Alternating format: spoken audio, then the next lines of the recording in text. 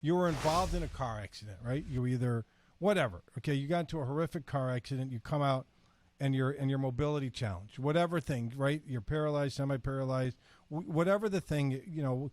Whatever the disability is, but it was caused by an accident. Will an insurance company do some home modifications, or are you still on your own? No. So in the situation that you're talking about, say it's a car accident or a medical malpractice or something Sure. along those lines that cause you to be disabled very quickly, the insurance companies will set up a trust for your long-term care.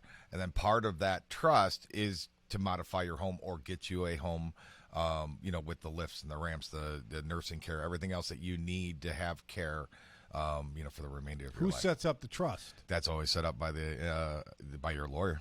So David Schluter or somebody like that would set up a trust. Right. So you're going to get a trust lawyer at that point to set up a trust to make sure that, because a lot of times, unfortunately, when you have a disability that happens that rapidly, a lot of times you lose your brain function. Sure. And not every family member is really looking out for your best interest before theirs. So it's the job of the trust to make sure that the money that is awarded from the accident to be set up in such a fashion that it's only for your care, and none of your family members can go in there and buy themselves start a new taking Corvette. trips. Right.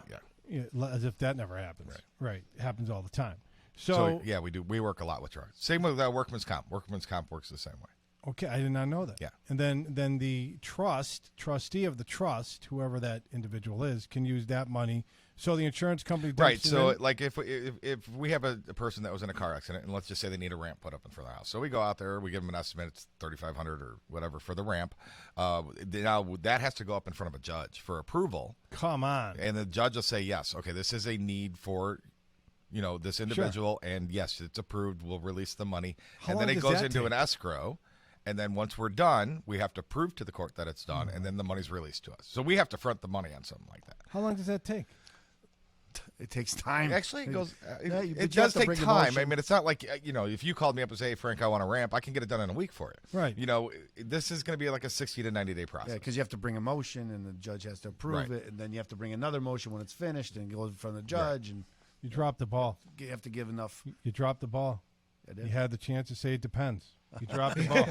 I gave you a 3-2 fastball. I'll have to remember. But you that. did do a fantastic job of waving that hand around and expressing yourself. I try not to use that legal term too much. Right. Defense. Because Steve never talks with his hands, It's true. according to Steve. Right. 312-981-7200, 312-981-7200. Go to WGNDavid.com for all of our contact information.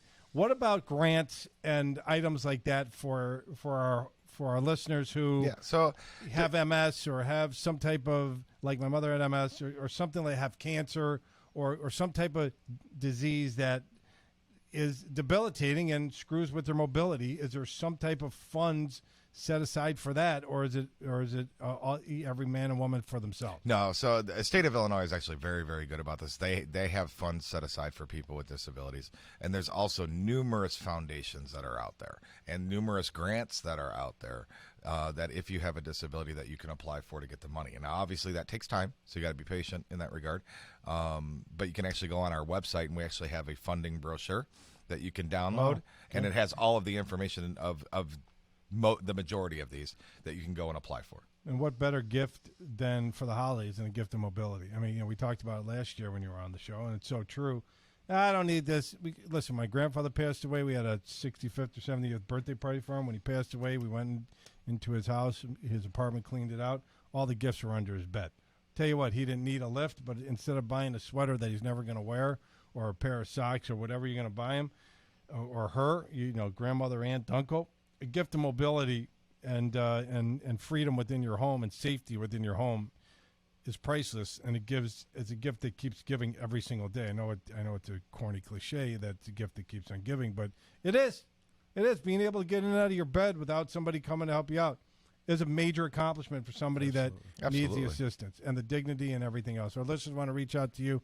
What's the best way to reach out to you? At allaboutaccess.com or 630-616-6249.